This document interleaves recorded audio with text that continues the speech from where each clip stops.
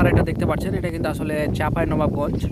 তো দেখতে পাচ্ছেন ধানের যে সকল জমি সেগুলো অলরেডি কিন্তু ডুবতে যাচ্ছে। এগুলো কিন্তু আসলে বন্যার পানি এখনও ঢুকেনি, কিন্তু যে বর্ষা রাত্রে অনেক পানি হয়েছে তারই আসলে প্রতিফলন।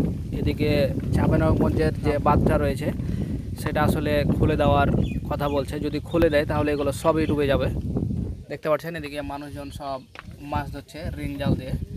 আমি একটু জুম টানি, এই যে দেখেন কত সুন্দর, মানে তারা মজা নিচ্ছে, কিন্তু আসলে সব ডুবে যাচ্ছে। এই যে ফসল দেখতে পাচ্ছেন, এটাই হচ্ছে বাস্তবতা বর্তমান পরিস্থিতি। দেখতে পাচ্ছেন সব জিওলের মাছ উঠছে, রিং জাল দিয়ে তারা মাছ ধরছে। দেখতে পাচ্ছেন এদিকে জমি সব অলরেডি কিন্তু ডুবতে লেগেছে, আপনারা দেখতে পাচ্ছেন। এই যে এদিকে দেখতে পাচ্ছেন এগুলো কিন্তু আসলে বসত বাড়ির এলাকা, অর্থাৎ মানুষ যেখানে বসবাস করে।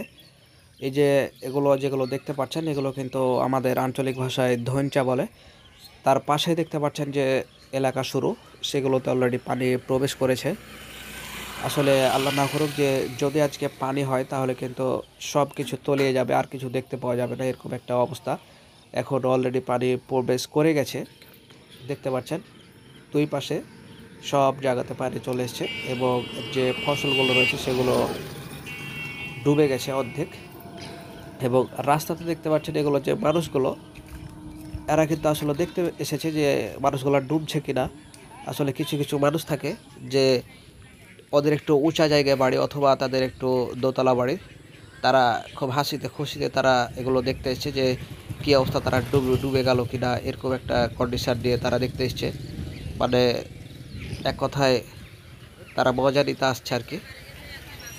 কিছুই করার নেই, এটাই ঘটে।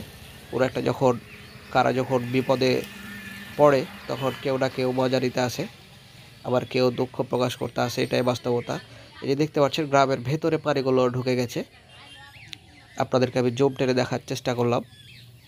আসলে খুবই একটি করুণ অবস্থার ভিতরে বর্তমানে চাঁপাইনবাবগঞ্জ, আপনারা দেখতে